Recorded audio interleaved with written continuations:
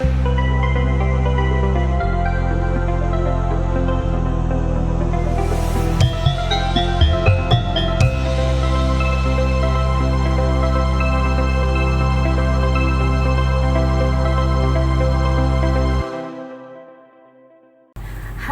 apa kabar anak-anak ibu yang baik? Semoga kalian senantiasa dalam keadaan sehat dan bahagia. Jumpa kembali dengan Bu Warina dalam pembelajaran pendidikan agama Buddha dan budi pekerti. Anak-anak, tahukah kalian cara-cara puja di dalam agama Buddha? Mengapa antara daerah satu dengan daerah lain terkadang cara pujanya berbeda? Peralatan apa saja yang biasanya dipergunakan saat melakukan puja? Sudah siap belajar? Mari kita ulas dalam pembelajaran kali ini. Terpujilah Buddha, Namo Buddhaya.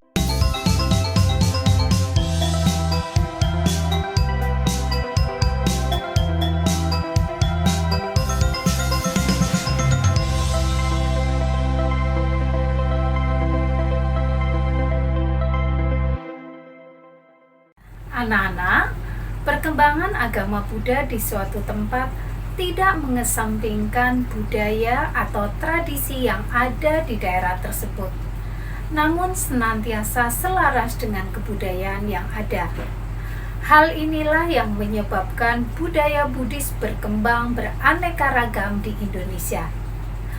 Perkembangan ini yang berpengaruh terhadap bentuk penghormatan atau cara puja dalam agama Buddha beraneka ragam.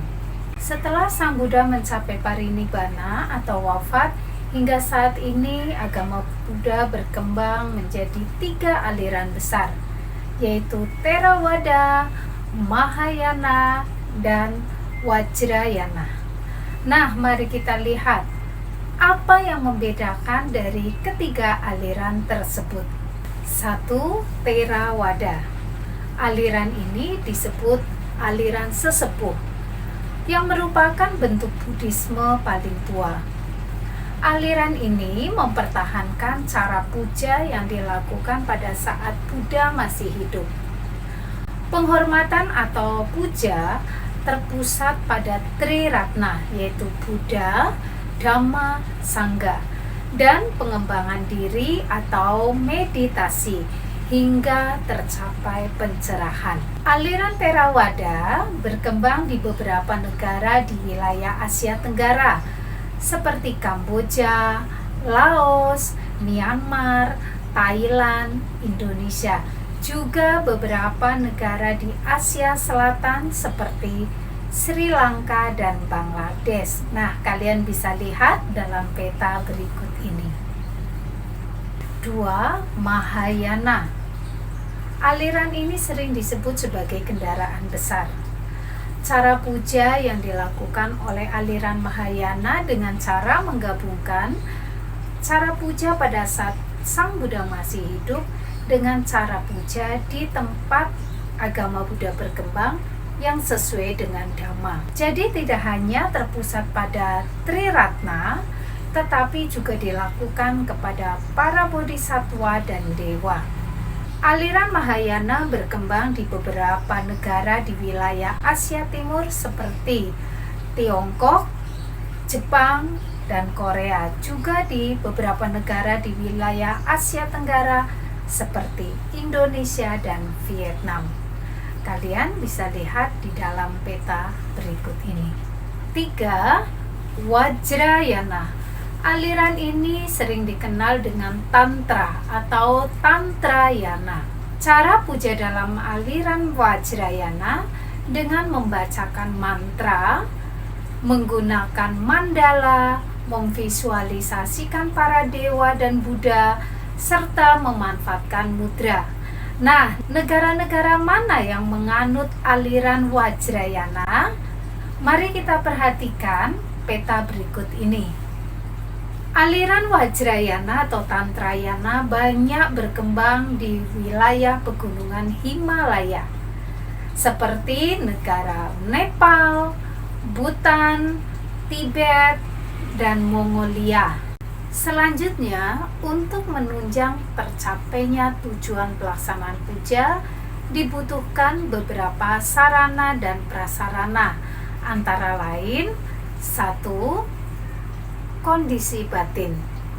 Dalam melaksanakan puja, kondisi batin perlu dipusatkan kepada objek tertinggi, yaitu Triratna, yaitu Buddha, Dhamma, dan Sangha. Buddha dijadikan sebagai objek tertinggi karena Buddha telah mencapai penerangan sempurna. Kemudian Dhamma dijadikan sebagai objek tertinggi karena Dhamma adalah ajaran Buddha. Dan Sangha dijadikan objek tertinggi karena Sangha merupakan pesamuan atau perkumpulan makhluk suci. 2. Posisi tubuh. Anak-anak coba perhatikan gambar dalam slide berikut ini.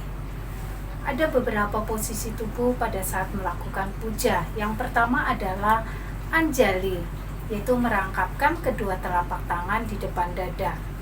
2. Namakara, yaitu penghormatan dengan cara bersujud dengan kelima titik, yaitu kedua telapak tangan, kedua siku, dahi menyentuh lantai secara bersamaan.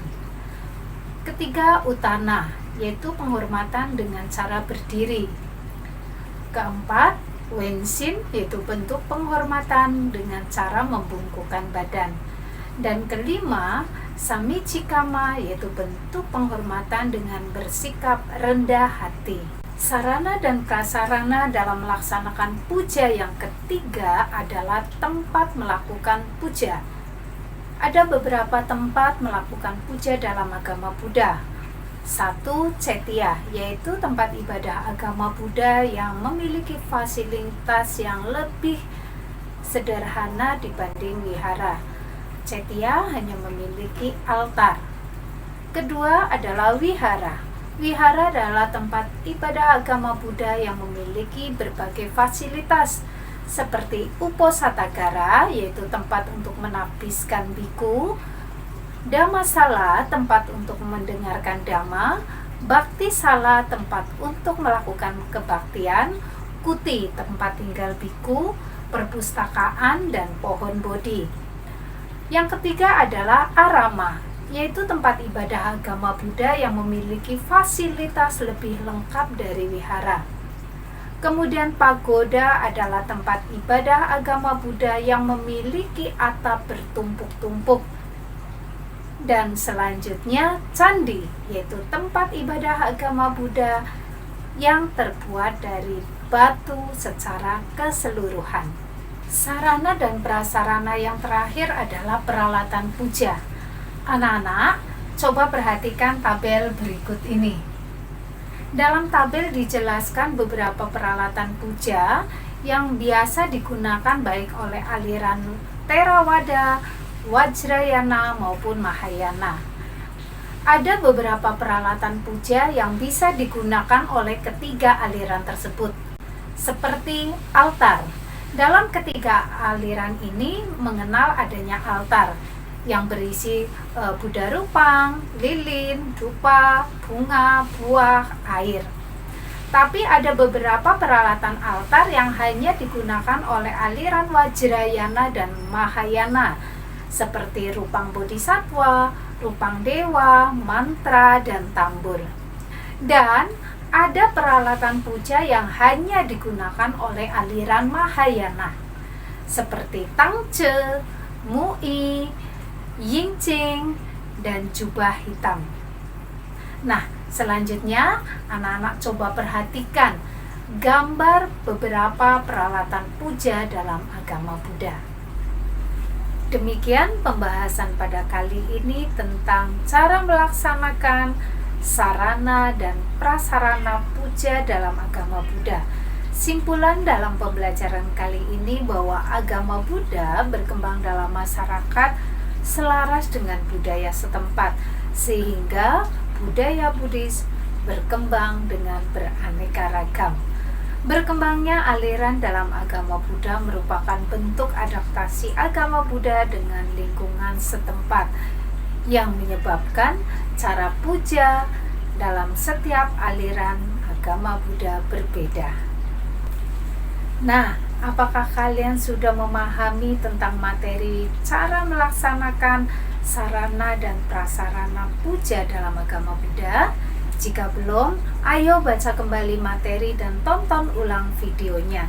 Jika sudah, lanjutkan mengerjakan latihan dan penilaian. Kemudian, silakan kalian membaca materi dan tonton video berikutnya. Terima kasih atas perhatiannya. Semoga materi ini dapat memberikan manfaat. Sabe sata bawantu sukitata. Semoga semua makhluk hidup berbahagia. Sadu, sadu, sadu. Terpujilah Buddha.